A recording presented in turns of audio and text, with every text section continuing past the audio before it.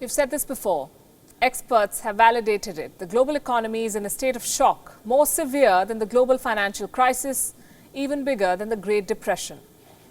Now, the numbers are telling us the same story. Here are some headlines for you to consider. India's largest car maker, Maruti, sold 0 cars in April. That's right, 0. Royal Dutch Shell, an oil and gas super major, has cut its dividend. This is for the first time it's happened since the Second World War. Reliance, one of India's biggest conglomerates, has suffered its worst profit fall in more than 11 years. I can name more companies. They all tell the same story. The global economic impact is severe. Let's go country by country. Starting with the United States, another 3.8 million people lost their jobs in the US last week. In 6 weeks, as many as 30 million Americans have sought unemployment benefits. This is unprecedented.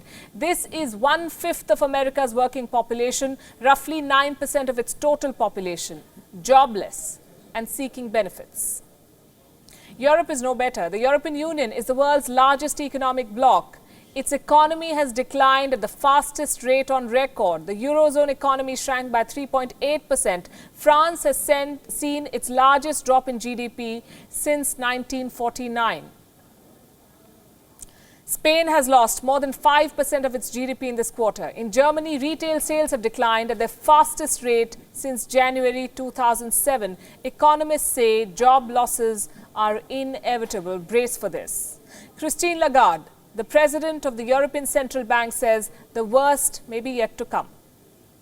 In the first quarter of 2020, which was only partially affected by the spread of the coronavirus, Euro area real GDP decreased by 3.8%, quarter on quarter, reflecting the impact of the lockdown measures in the final weeks of the quarter. The sharp downturn in economic activity in April suggests that the impact is likely to be even more severe in the second quarter. This is a carnage. What about the rest of the year? Will the world economy bounce back in the second half? It's difficult to say, but some predictions paint a rather dismal picture. One way to make a guess about the future is to look at the global energy consumption. The International Energy Agency, the IEA, says it is not looking good. They say the global energy demand is set to plunge this year. IEA has forecast a decline of 6% in the energy demand. This is the biggest drop since World War II.